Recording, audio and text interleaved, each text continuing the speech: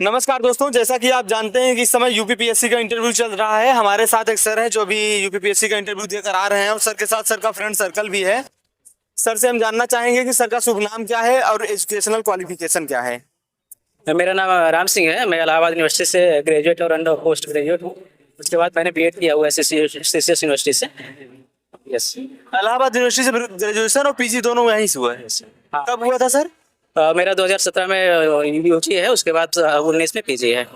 PG आपका 19 में हुआ था। तो सर ये जानना चाहेंगे कि आपकी प्रीलिम्स की लेकर के आपकी क्या स्ट्रेटजी थी? प्रीलिम्स में सिंपल सा है कि अगर आपको पकड़ है बेसिक्स पे और पीवाईक्यू पे तो आपका अच्छा प्रीलिम्स रुकेगा नहीं। बस कुछ कॉन्सेप्ट हैं, आप अगर उसको स्ट्रेटजी की यूज करते हैं तो आपका प्रीलिम्स हो जाएगा, रुकेगा नहीं। तो बहुत आसान है, अगर आपने बेसिक कॉन्सेप्ट और पीवाईक्यू पे पकड़ रखा है तो हो जाएगा आपका। मेंस का मीडियम क्या था सर, और आपका ये कौन सा अटेम्प्ट था? मेंस का मीडियम मेरा इंग्लिश था और ये मेरा सेकंड अटेम्प्ट था। सर ये बताइए, जैसे कोई बच्चा यूपीपीएससी तैयारी करना चाहता है, खासकर मेरे संपर्क के कई इलाहाबाद यूनिवर्सिटी में बच्चे अभी ग्रेजुएशन यूजी या पीजी कर रहे हैं जो पूछ रहे थे कि सर एक बार पूछिएगा जरूर सर लोगों से, तो उनको किन किन बातों को ध्यान रखना चाहिए ताकि वो प्रीलिम्स और मेंस क्वालिफाई करके इंटरव्यू तक आ सके सर? प्रीलिम्स के लिए पहले तो उनको जो बेसिक बुक्स हैं जैसे एनसीईआरटी हैं उस पे अगर वो अभी से ग्रेजुएट लेवल से शुरू कर दे पढ़ना तो वहाँ मदद मिलेगी उनको। उसके बाद अगर वो बेसिक सही हो जाए तो स्टैंडर्ड बुक्स जैसे लक्ष्मीकांत या फिर स्पेक्ट्रम ये पढ़ लें। मेंस के लिए तो आंसर राइटिंग मस्ट है। आंसर राइटिंग में पीवाईक्यू, खास करके पीवाईक्यू अगर आंसर राइटिंग एक्सेस करें अभी शुरुआती ही दौर में तो काफ़ी अच्छा हो सकता है। अगर पीवाईक्यू कर लेंगे तो मेंस ऑलमोस्ट हो जाता है, कुछ अगर और थोड़ा सा पढ़ाई कर लेंगे तो। बीएड उसके बाद कब हुआ था सर आपका? बीएड मेरा 2023 में था। बीएड कंप्लीट हो गया है। अभी आप कहीं सर वर्किंग हैं या फिर अभी प्रिपरेशन कहीं कर रहे हैं? नहीं, अभी मैं प्रिपरेशन ही कर रहा हूँ। कहाँ से सर? यही प्रयागराज से? प्रयागराज से नहीं, अभी मैं ग्रुप स्टडी करता हूँ अपने दोस्तों के साथ में, तो हाँ बाहर ही रह करके कर रहा हूँ। प्रयागराज में नहीं रहते हैं, अभी दिल्ली में रह रहे हैं? हाँ, मैं हापुड़ रह रहा था, अभी लखनऊ रह रहा हूँ कुछ। किस जिले के रहने वाले हैं? हापुड़ के सर? नहीं, मैं प्रयागराज से हूँ, हरिया तहसील से। हटिया के रहने वाले हैं? प्रयागराज सर, हटिया तहसील के रहने वाले हैं। अभी हम लोग भी प्रयागराज के हैं, तो अभी प्रयागराज के पहले एक ऐसे सर एस्पिरेंट हैं जो मिले हैं हमको, तो हम इनसे जानना चाहेंगे सर, जो अभी बच्चा ग्रेजुएट हुआ है हाल फिलहाल में, अगर वो अपनी तैयारी शुरू करना चाहता है तो उनको कौन से डूज एंड डोंट्स हैं जिसको उसको ध्यान रखना चाहिए? डूज में तो उसे सबसे पहले बेसिक चीज़ पे उसको ज़्यादा फोकस करने हैं। जो कोचिंग्स के वो मटेरियल्स होते हैं, भरमार होती है, तो उस पर अभी ज़्यादा फोकस नहीं करना उनको। मेनली उनको बेसिक्स पे और पीवाईक्यू पे, पीवाईक्यू को स्टेट मान करके वो उसको तैयारी करें। अगर डू नॉट में अगर बात देखें तो टेस्ट सीरीज होते हैं, बहुत सारे मार्केट में अवेलेबल होते हैं कि टेस्ट सीरीज बच्चे करते जाते हैं, तो उसको अवॉइड करना चाहिए। उसके लिए उनको पीवाईक्यू ज़्यादा है, वो ज़्यादा बेटर है कि पीवाईक्यू करें। टेस्ट सीरीज लास्ट में और पेपर्स पहले कुछ दिन कुछ पीवाईक्यू टेस्ट सीरीज जो कर सकते हैं, लेकिन मेनली उनको वही पीवाईक्यू ही करने हैं। सर अभी आप इंटरव्यू देकर आ रहे हैं, इंटरव्यू में किनका बोर्ड था, आपके साथ कैसा बिहेवियर किया गया? इंटरव्यू मेरा डॉक्टर ए के वर्मा सर के बोर्ड में था। वो बहुत कोऑर्डिनली पेश आया, काफ़ी अच्छा फील कराया उन्होंने। हाँ, तो काफ़ी अच्छा हो रहा वहाँ का। आपने यूपीएससी का अटेम्प्ट दिया हुआ है या नहीं दिया हुआ है? हाँ, यूपीएससी का अटेम्प्ट मैंने दिया हुआ है, अनफॉर्चुनेटली इसमें हुआ नहीं है। कहाँ तक आप उसमें पहुँचे हैं सर?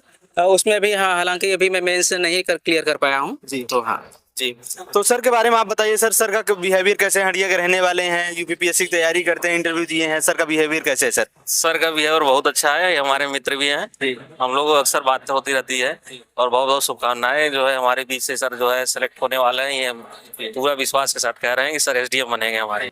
आप बोलिए सर। बहुत ही अच्छे नेचर के हैं राम सिंह भाई, और हमारी बेस्ट विशेष है कि इस बार एसडीएम फर्स्ट रैंक टॉपर हो जाए, और अच्छा रास्ता बेस्ट विशेष है। भैया आप बोलिए। सर हमारे सहपाठी भी हैं, मित्र भी हैं, हम तो सबका आशीर्वाद है आपके एसडीएम पद पे चयनित हो। बहुत आशीर्वाद मिल रहा है सर आपको। भैया आप क्या बोलना चाहेंगे? इलाहाबाद यूनिवर्सिटी से मैं भी हूँ और आगे तैयारी कर रहा हूँ। सर का मार्गदर्शन है और गाइडेंस मिल रही है, बहुत अच्छा है। सर सभी को गाइड कर रहे हैं, और आप कैसा फील कर रहे हैं? आपके सर कौन है? बहुत अच्छा है, हमारे छोटे भाई हैं। जी जी, बड़े भैया हैं, बड़े भैया। हमारे साथ बड़े भैया जी हैं। बड़े भैया की खुशी कैसी है? बहुत अच्छा लगा जी, बहुत अच्छा लगा। आपका नाम रोशन कर रहे हैं सर। जी सर, जी, परिश्रम बहुत कर रहे हैं। अगर आपका सपोर्ट रहा और आपका सहयोग रहा तो जरूर एक दिन एसडीएम बनेंगे सर। भैया आप क्या बोलना चाहेंगे? हम बोलेंगे कि सर को एसडीएम पद मिले जिससे अपने कार्य को अच्छी तरह कर सके। भैया आप बोलिए। मैं यही कहूँगा कि राम सिंह का सिलेक्शन एसडीएम के रूप में हो जाएगा तो प्रशासन में पारदर्शिता और संवेदनशीलता झलकेगी, जो कि वर्तमान समय में इसकी बहुत ज़्यादा आवश्यकता है। सर आप कौन है सर के? मैं इनका बड़ा भाई हूँ।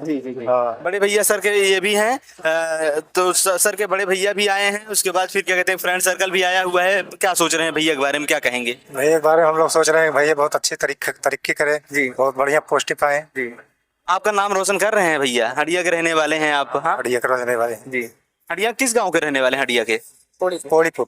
कोड़ीपुर के, हंडिया के कोड़ीपुर के रहने वाले हैं जी।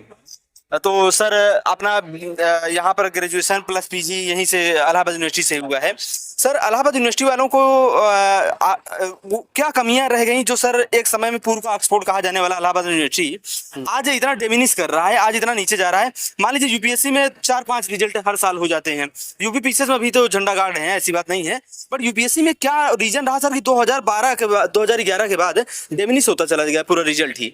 इसका सबसे बड़ा रीजन मुझे लगता है कि जो यहाँ के पाठ्यक्रम रहे हैं, जैसे कि अभी यूपीएससी के लेवल को सुधार करने की जरूरत थी और यूपीएससी ने तो सुधार कर लिया, लेकिन हमारी यूनिवर्सिटी ने सुधार नहीं किया। अगर उसके पाठ्यक्रम में संशोधन किया जाए अभी लेटेस्ट के हिसाब से तो रिजल्ट यहाँ पर भी बढ़ जाएगा। हालांकि कोचिंग के माध्यम से बच्चे तैयारी कर रहे हैं तो अपेक्षानुरूप रिजल्ट नहीं आ पा रहा है, लेकिन अगर इस तरह की चीजें प्रयास किया जाएगा तो रिजल्ट अच्छा आ सकता है यहाँ पे। इलाहाबाद यूनिवर्सिटी के अपने जूनियर्स को क्या सलाह देना चाहेंगे सर आप? मैं तो यही सलाह देना चाहूँगा कि आप लोग ग्रेजुएशन के साथ ही कंपटीशन की भी तैयारी करते रहिए। तो मुझे लगता है कि आप ग्रेजुएशन के जस्ट बाद क्लियर कर लेंगे, बहुत आसान है।